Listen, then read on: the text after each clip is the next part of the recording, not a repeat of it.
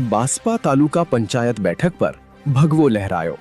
વિજેતા ઉમેદવાર સુરેશકુમાર સિંધવનો આભાર વિધિ કાર્યક્રમ યોજાયો.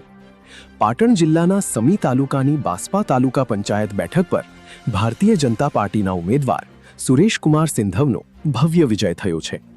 આ જીતને વધાવવા અને મતદારોને આભાર માનવા માટે આશાપુરા મંદિર બાસ્પા ખાતે એક ભવ્ય આભાર વિધિ કાર્યક્રમનું આયોજન કરવામાં આવ્યું હતું.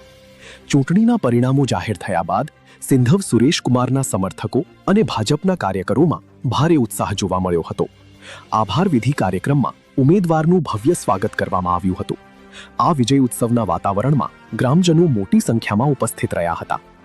આ પ્રસંગે સુરેશકુમાર સિંધવે જણાવ્યું હતું કે આ જીત મારી વ્યક્તિગત જીત નથી, પરંતુ બાસ્પાના પ્રત્યેક મતદાર અને ભાજપના કાર્યકરોની મહેનતનું પરિણામ છે.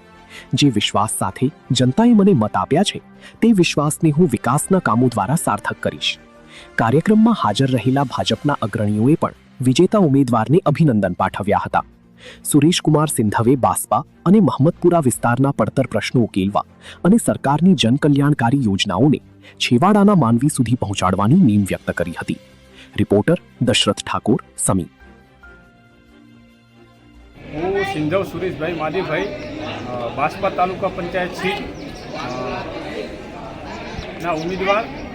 મને સિંધવ રમેશભાઈ અધ્યક્ષ પાટણ જિલ્લા અને તાલુકા પ્રમુખ દિનેશભાઈ બંને મારા ઉપર ભરોસો વ્યક્ત કર્યો. એ ભરોસામાં ખરો ઉતર્યો અને મને બંને ગામોએ ખૂબ મત આપ્યા અને જંગી બહુમતીથી મને જીતાડ્યો.